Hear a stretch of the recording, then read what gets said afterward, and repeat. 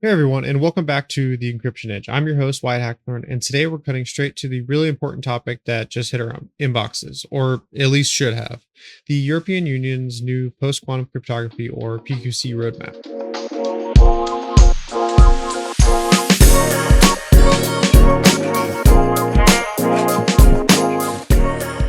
So this isn't just a dry policy document, it's a critical blueprint. It's a fully comprehensive plan officially titled a coordinated implementation roadmap for the transition to post-quantum cryptography.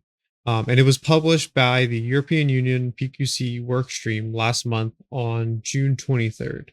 So yeah, this is as fresh as it gets, and it's something that every single one of us needs to understand right away.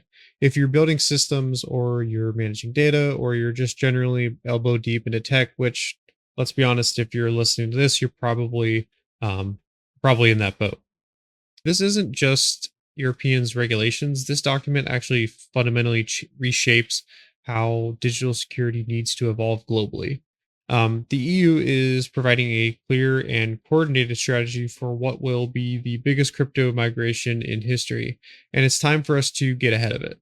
So let's take a deep dive into what this roadmap says, what it implies, and what we all need to start doing right away. All right, let's start with the core message. We all rely on public key encryption algorithms like RSA or ECC to secure pretty much everything online. They're built on mathematical problems that are incredibly hard for today's classical computers to solve, making them sort of our digital fortress. But here is the game changer. If you haven't heard already, quantum computers are the thing that are changing our landscape forever. These are fundamentally different machines, and they specifically are designed to crack exactly those type of mathematical problems. Once they become powerful enough, what the roadmap refers to as cryptographically relevant quantum computer, or QR, uh, once they become powerful enough, what the roadmap refers to as cryptographically relevant quantum computer, or CRQC, our current encryption standards will be completely vulnerable. Um, Experts, including those referenced in this very roadmap from the German BSI, are consistently projecting that this CRQC to emerge within the next 10 to 16 years, possibly even sooner. That might sound like a lot of time. 10 years sounds like a lot of time. Um, but 2015 was 10 years ago, and that feels like yesterday. And when we're referring to crypto migrations, it's practically tomorrow. This roadmap is the EU's strategic and coordinated answer to the looming quantum threat. It's structured, well phased plan for 27 member states to systematically transition their entire digital infrastructure to post quantum cryptography safe things. These are new cryptographic algorithms, like ones NIST is standardizing. Think MLKEM or MLDSA, that are specifically built to withstand attacks from even the most powerful future quantum computers. It's about ensuring our digital foundations remain secure in the quantum era. The roadmap really emphasizes mainly two critical interconnected reasons for this urgent push. And these are points we should all be stressing in our organizations right now. First, there's the store now, decrypt later threat. This is often the most surprising to people. So, imagine a sophisticated adversary, state sponsored or otherwise, actively collecting massive amounts of encrypted sensitive data today. Their plan simply to store it. They patiently are waiting for the CRQC to arrive. Once it does, boom, all of a sudden, secure historical data can be decrypted. The roadmap makes it crystal clear: if your data needs to remain confidential for more than, say, 5 to 10 years, things like critical intellectual property, long term contracts, healthcare records, things like national security intelligence, it's already in this harvest now, decrypt later risk category. This threat isn't theoretical in the future, it's kind of active right now. So, second, it's about maintaining operational resilience and trust. Beyond just data confidentiality, our entire digital economy, and society relies on this cryptographic integrity for authentication, for digital signatures, and secure communications. If current algorithms are broken, critical national infrastructure like energy grids, financial systems, communication networks, along with everyday digital services could be compromised in real time. This would lead to unprecedented economic and social disruption. The roadmap is designed to ensure the continuity and trustworthiness of these important services. It's not just a high level version. This plan is actually tangible and with explicit actions, phases, and timelines for everyone involved in the EU digital ecosystem. So next, how does this roadmap directly affect our work in organizations? So this is where the rubber meets the road, sort of to say. This EU roadmap isn't just a fascinating read. It's going to ripple through directly. It's going to ripple directly through our daily operations, our strategic planning, and even our budgets. So it sets a clear expectation and crucially concrete deadlines. First off, it's becoming a regulatory imperative, not just a guideline at this point. It's going from something that's optional to something that is being forced to be come into fruition. This roadmap is a direct deliverable from the NIST Corporation, which works closely with EU commissions. And what does that mean for us? It means that this plan will translate into national level strategies and eventually binding requirements across EU member states. We're already kind of seeing this trend with regulations like this too, the Network and Information Security Directive 2, and DORA, the Digital Operational Resilience Act, which already mandates the state of the art cybersecurity. The roadmap also effectively defines the state of the art will mean for PQC or what that'll mean for PQC. And just a reminder, management bodies can be held liable for any non-compliance. So this is absolutely a C-level concern. Ignoring this isn't an option anymore. They're kind of taking the responsibility to a more management level and a more high level so that organizations are making sure that they're upkeeping their cybersecurity assets and everything surrounding that. Next, let's talk about the clear, ambitious timelines. The roadmap lays out a structured and phased approach with these hard deadlines. So when people are looking at it, they know what dates to look out for. And this is going to be crucial for our planning. We have phase one, the first step phase, targeted by the end of 2026. So, what's expected? Well, every EU member state needs to have an initial national PQC strategy in place. This will involve national guidance and potentially mandates for specific actions. The impact on us is that we should anticipate national regulatory updates soon. Your organization absolutely needs to kick off a thorough cryptographic inventory and begin quantum risk assessment immediately. The roadmap is explicitly recommends initiating pilot projects for both high and medium risk use cases during this phase. If you haven't started mapping your cryptographic assets now, consider this your immediate urgent call to action to do those things. It also highlights the need for national awareness and communication programs. So, expect some more information and resources to become available as we go through this journey. Then we can move to phase two. This is the high risk deadline. So, this is by the end of 2030. This is a major milestone. All high risk cases must be fully transitioned to PQC. High risk is unequivocally defined as data or systems where compromise, even 10 years from now, would cause significant damage. Think critical national infrastructure like transport or energy or finance, long lived classified government data, highly sensitive corporate intellectual property, things like that.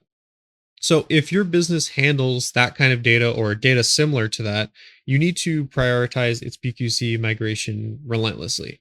The roadmap also stipulates that by this time, all new digital products, whether it's hardware or software or services, should be shipping with quantum safe software and firmware updates enabled by default. And this is a massive consideration for our product development life cycles and procurement processes. So finally, in phase three, the comprehensive transition, it's targeted by the end of 2035. The goal here to complete the PQC migration for as many medium and low risk systems as practically feasible.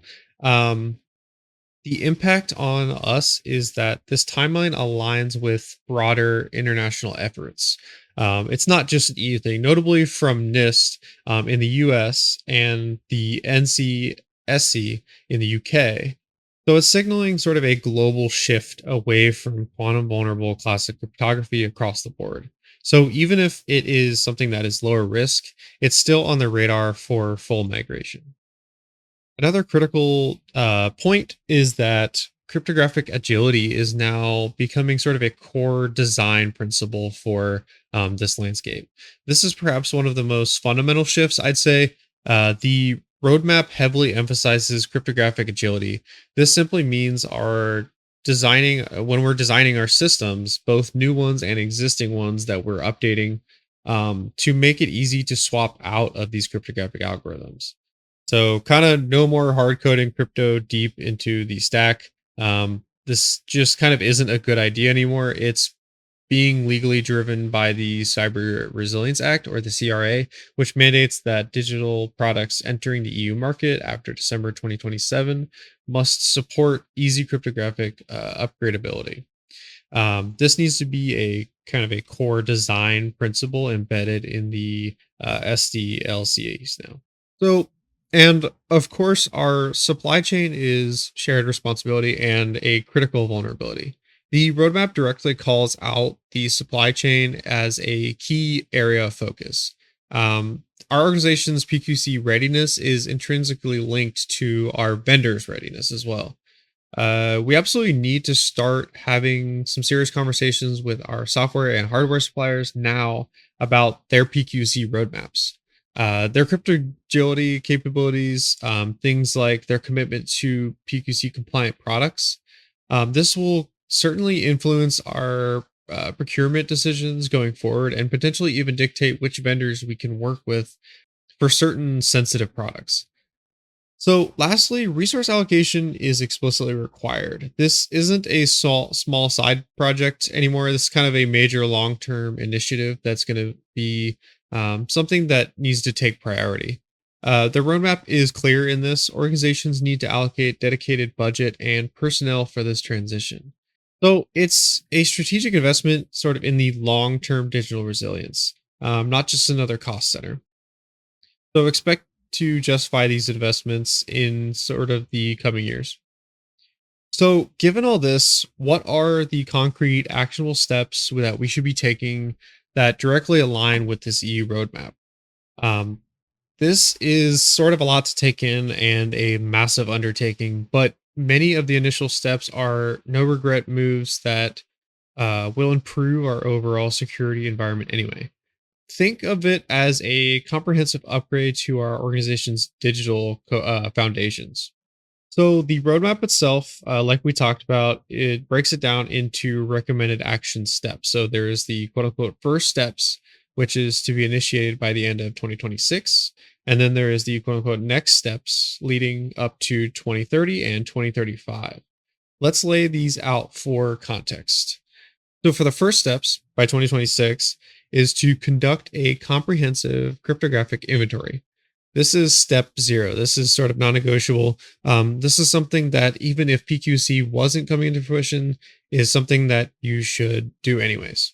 And to kind of explain the need for this, you can't really migrate what you don't really know what you have. You got to basically make an inventory that shows you every single instance of cryptographic or cryptography, excuse me, across your organization. Every key, every certificate, every protocol, application, device, map out their types, their versions, their dependencies, and their life cycles. Leveraging tools like CBOM or cryptographic bill of materials is highly recommended to automate and manage this complex task. This effort also provides immense value for general cryptographic or cybersecurity posture. Second, Map your cryptographic dependencies. So once you have your inventory, understand precisely how your systems, your applications, and service rely on each other cryptographically, both internally and with third parties. This is crucial for planning your migration path and identifying potential bottlenecks or cascading failures during this transition. Now, third is to perform a thorough quantum risk analysis.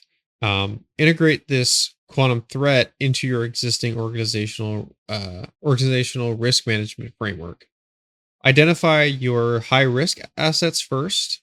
Data that needs long term confidentiality or critical systems with high impact if compromised by a QR or CRQC. Prioritize your PQC migration efforts based on this risk assessment. The roadmap emphasizes that this is a key driver for a action, but not just action, timely action. Fourth is to proactively engage your supply chain and immediately. This is kind of a crucial step as well. Start those conversations with all of your software and hardware suppliers. Ask for their PQC roadmaps, their timelines for supporting the NIST standard algorithms, and their commitment to cryptographic agility. Make this a formal part of your vendor management, due diligence, and procurement processes. Your security is only as strong as the kind of the weakest link in the supply chain. So if you have a vendor that is not kind of on the same page, it's going to bring your overall cryptographic integrity down. So fifth, develop a internal PQC transition strategy. Even if your national government is still refining theirs, your organization needs to have its own internal strategy. Define your specific priorities, internal deadlines, and a detailed implementation plan that aligns with the EU milestones. This will involve defining clear roles, defining responsibilities, and the governance for this transition. So, sixth is to establish mature cryptographic asset management. Beyond just your inventory, this means implementing robust processes for managing the entire lifecycle of your cryptographic assets, from generation to rotation, revocation, and secure destruction. This is essentially for both current and future PQC enabled systems. So next, and the seventh step, is to initiate PQC pilot projects. Don't wait for the kind of the big bang rollout. The roadmap encourages initiating pilot projects for both high and medium risk use cases for this phase. This will kind of allow you to gain practical experience with PQC implementation, define these challenges early, and to refine your approach before large scale development or deployment.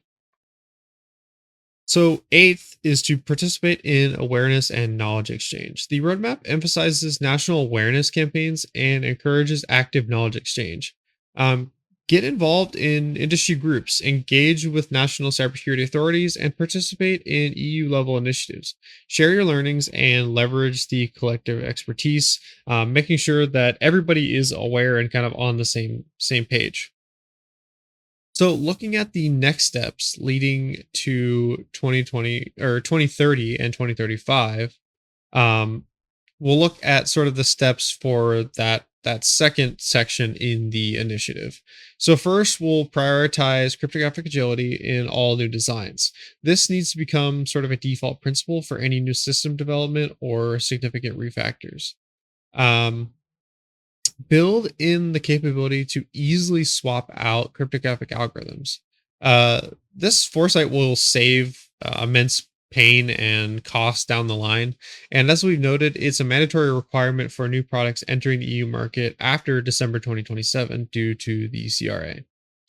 So, a second part of the next steps is to allocate dedicated resources. This transition will require sustained budget and dedicated personnel. So, start building your business case for these necessities and the investment now, factoring them into your long term budget and figuring out how you can allocate those resources.